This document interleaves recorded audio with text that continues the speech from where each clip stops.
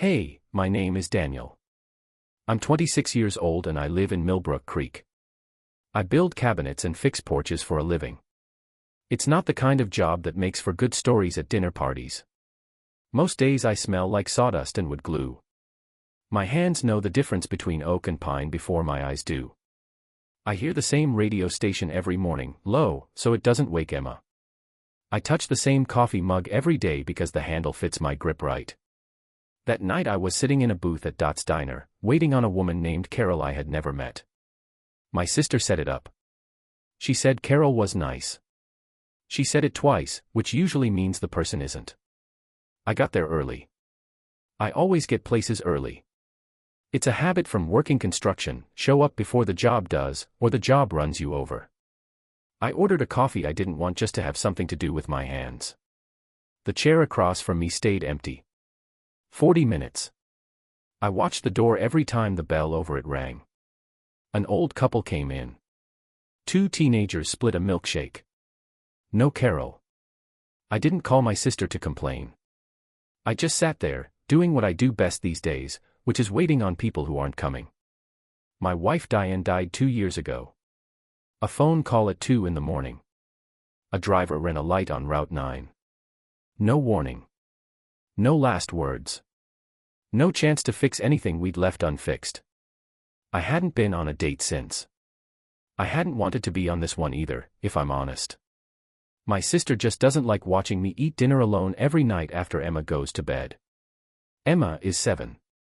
She still asks sometimes if Mom is coming back from her trip. I don't correct her every time. Some nights it's easier to let the question sit there than to answer it again. I looked at that empty chair a long while. Diane used to say I stared at things instead of feeling them. Old plumbing, she called me. Everything leaks a little so nobody fixes it. Then one day the floor floods and everyone wonders why you didn't mop faster. I was about to leave money on the table and go home to relieve the babysitter when I heard the bell over the door again. I didn't look up. I figured it was just somebody else's evening starting. Then a voice said, right above me, "You've been stood up too." I looked up. It wasn't Carol. It was the waitress. Order pad still in her apron pocket. Hair coming loose from its clip after a full shift. Tired eyes, the kind you get from covering somebody else's shift for the third night running. She nodded at the empty chair across from me like she already knew the answer. "Mind if I sit with you?" she asked.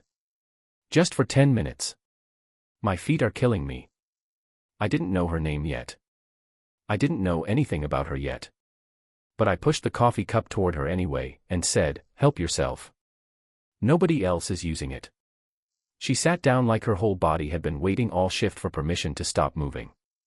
"Grace," she said, sliding the coffee cup toward herself.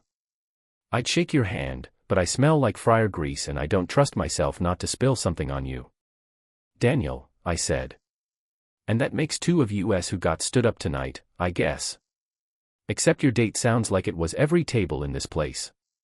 She laughed at that, short and tired, more air than sound. "Something like that."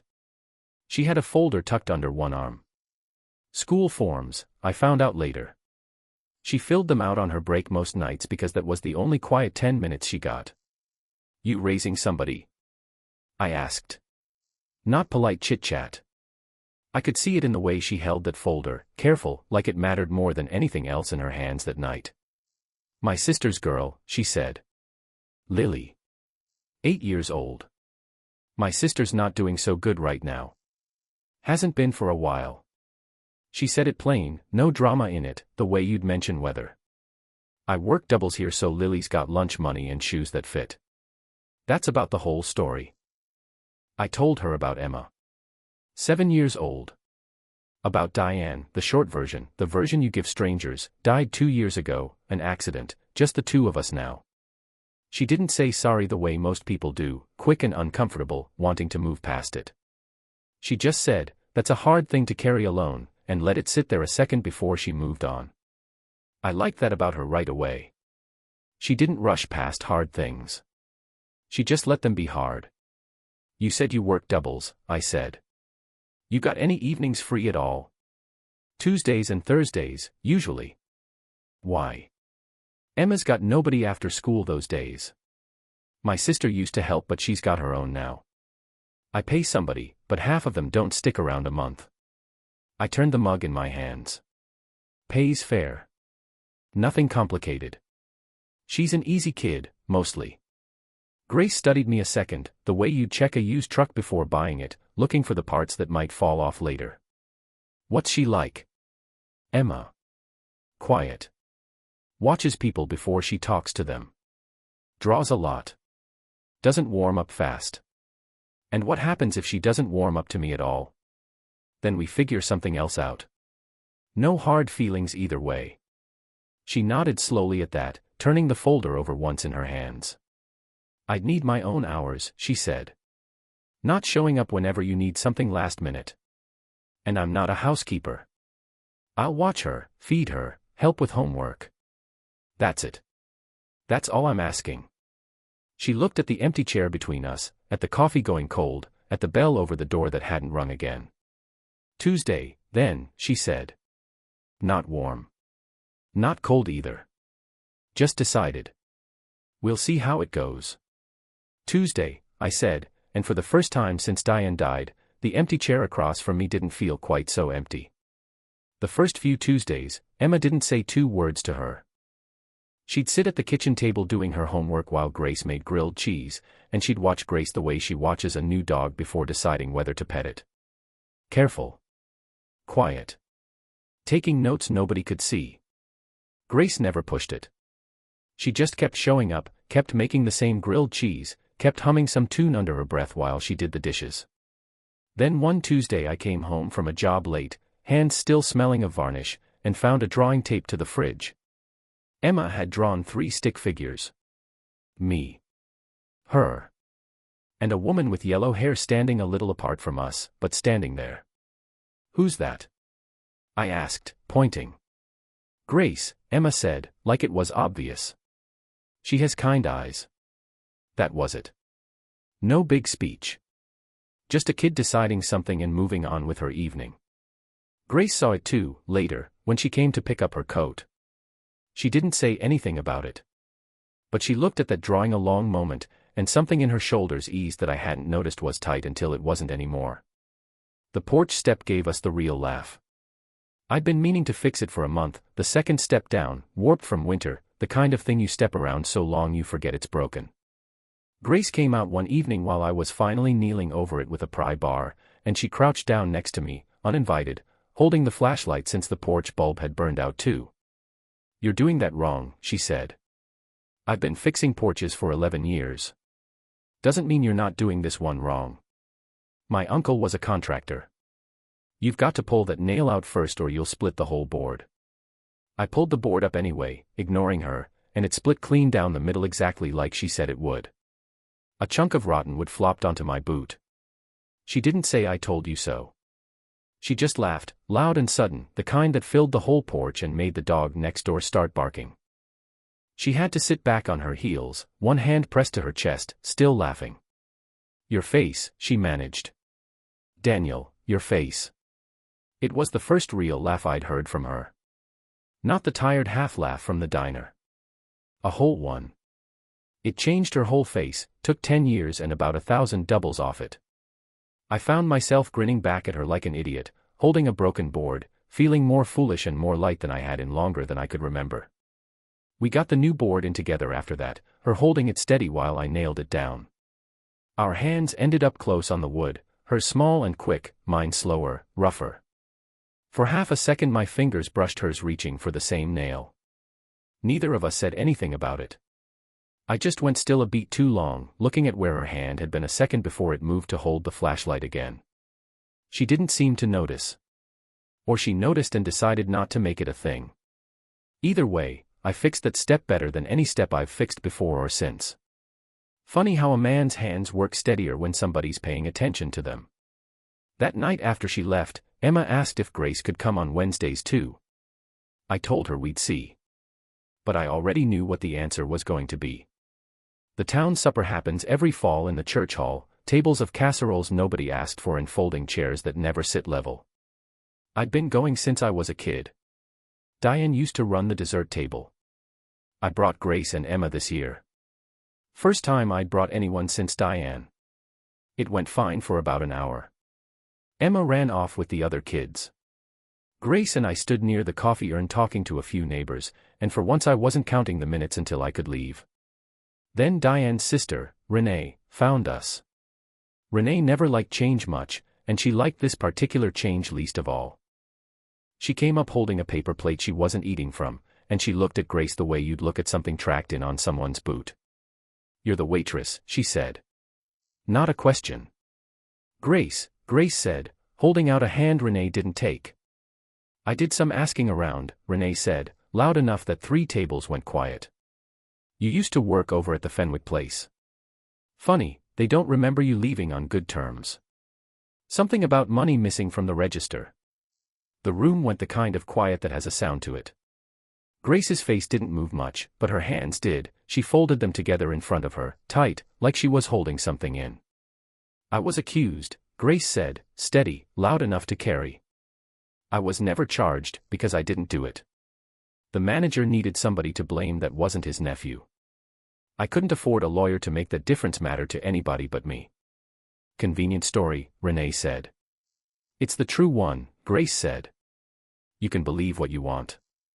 I stopped needing people to believe me a long time ago. It got exhausting, waiting on it. I stepped in then. Just one sentence, calm, the only thing I said the whole exchange. That's enough, Renee." I didn't raise my voice. I didn't need to. Renee's mouth tightened like she'd been slapped instead of spoken to plainly, and for 1 second, just one, something in her face cracked open. Not apology. Just grief, old and unspent, wearing anger because anger was easier to hold than missing her sister. She turned and walked back toward the dessert table without another word. Grace stood very still beside me, not behind me, her jaw set, her eyes bright and furious and something else underneath the fury I couldn't name yet. "You didn't have to do that," she said quietly, once Renee was out of earshot. "I know," I said. "Wanted to anyway." We didn't stay long after that. Emma found us by the coat rack, tired and pink-cheeked from running, and asked why we were leaving early. "Grown-up stuff," Grace told her, taking her hand. Walking to the truck, Grace and I didn't talk much.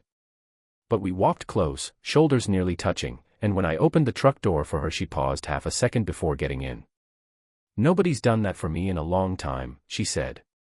Stood there. Out loud. "Wasn't hard," I said. "You did the actual answering." I just told her to knock it off. She almost smiled at that. Not quite. But almost. We drove home with Emma asleep between us and the radio down low, and neither of us mentioned Renee again that night. Some things you just let go quiet, and let the quiet do the work instead. It was a Thursday when Emma fell. She'd been running across the wet grass chasing the dog, and she went down hard on the porch steps, the same ones Grace and I had fixed months back, and didn't get up right away. I heard it before I saw it. That particular kind of silence a kid makes right before the screaming starts. I don't remember crossing the yard. I remember kneeling next to her, and her arm bent wrong at the wrist, and her face gray with the kind of pain that hasn't found its voice yet. Grace was there before I'd even finished thinking what to do. She had Emma's head in her lap, talking low and even, telling her to breathe, "Don't move the arm, look at me, just look at me." Her hands moved sure and fast, arranging a splint out of a dish towel and a wooden spoon before I'd even located my truck keys. I drove too fast to the hospital. Grace sat in the back with Emma the whole way, murmuring something I couldn't hear over the engine, and Emma's crying slowed to hiccups by the time we pulled in. They set the wrist. Clean break, nothing worse. By midnight we were home, Emma asleep in her own bed with a cast the doctor let her pick the color for, purple, because Grace suggested it and Emma trusted her suggestions now without question. Grace and I sat on the porch steps after, the same ones, rain starting up light on the roof like gravel thrown from somewhere far off. Neither of us had said much since the hospital. "You were fast back there," I said.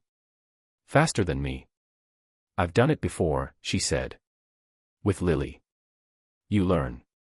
I looked at my hands. They were still shaking, a little, hours later. "I don't know when it started," I said, and stopped. She looked at me, waiting, rain filling the quiet where my next words should have been. When I thought I was going to lose, I started again, and the porch light flickered, and somewhere down the road a dog barked, and I lost the sentence completely, the way you lose a nail in tall grass. I didn't finish it. I don't think I could have, even with all night to try. Grace didn't ask me to. She reached over, slow, and took my shaking hand in both of hers, steadying it against her knee the same way she'd steadied Emma's arm a few hours before. She didn't say anything. She just held on until the shaking stopped. We sat like that a long while, rain picking up, the porch light buzzing overhead, her hands wrapped around mine like she had every right to be there. Later that night, after Emma's door was shut and the house had gone quiet, Grace didn't leave the way she usually did. She stood in the kitchen doorway a moment, coat over her arm, watching me finish locking up. "I could stay," she said. "If you wanted." I didn't answer with words either. I just crossed the kitchen and took the coat from her arm and hung it back on the hook by the door. The arrangement, whatever it had been before that night, was over. Something else, unnamed and unhurried, had already taken its place. 6 months later, I was sitting in the same booth at Dot's Diner. Same cracked vinyl seat. Same window with the same crooked blinds. Same coffee cup, chipped on the same side, because Grace always made sure I got that one now, some kind of joke between us that started and never needed explaining. Emma sat next to me, purple cast long gone, replaced now by a scraped knee from riding her bike too fast down Miller's Hill. Lily sat across from us, swinging her legs under the table, drawing something on a napkin with a crayon she'd smuggled from home. Grace came by on her break, same as she used to, except now she just sat down without asking, sliding in next to me like the chair had always belonged to her. "Rough shift?" I asked. "They're all rough," she said. "But less rough lately." She looked around the diner a second, the same booth, the same bell over the door, the same tired fluorescent lights, and something moved behind her eyes I recognized now. Not sadness. Just the particular quiet of somebody realizing how far a place can carry you without ever changing its furniture. Lily pushed her napkin drawing across the table toward us. 4 stick figures this time. Me, Emma, Grace, and Lily, all holding hands in a row, a little house drawn crooked behind them with too many windows. "That's us," Lily said, matter of fact, already reaching for a new napkin to draw something else. Emma leaned over to look, studied it a second with the same careful eye she'd once used to study Grace across a kitchen table, deciding something. "You forgot the dog," Emma said. "I didn't forget the dog," Lily said. "The dog's inside. Dogs don't stand outside in pictures." Emma considered this logic, accepted it, and went back to her milkshake. Grace caught my eye over the girls' heads and didn't say anything. She didn't have to. Some things you just let sit there in a diner booth, unspoken, and let them be enough. After the girls finished and ran off toward the jukebox in the corner, arguing about which song to play, Grace stayed a minute longer, her hand resting easy on the table near mine, close enough that our fingers could have touched if either of us leaned an inch. "You ever think about that first night?" she asked. "Carol never showing up?" "All the time," I said. "Best stood-up date of my life." She laughed, that Rayall laugh, loud enough that the couple in the next booth glanced over and smiled without knowing why. I looked at her a long moment, tired eyes gone softer than they used to be, hair still coming loose from its clip the same as always, hands still doing something even while sitting still, this time just resting near mine on a diner table that had seen the whole thing happen. "I've got everything I need," I said. "Quiet. Plain. Right here in this booth." She didn't ask what I meant by it. She just reached over, laced her fingers through mine on the cracked vinyl seat, and left them there while the girls fought over the jukebox and the bell over the door rang for somebody else's evening starting.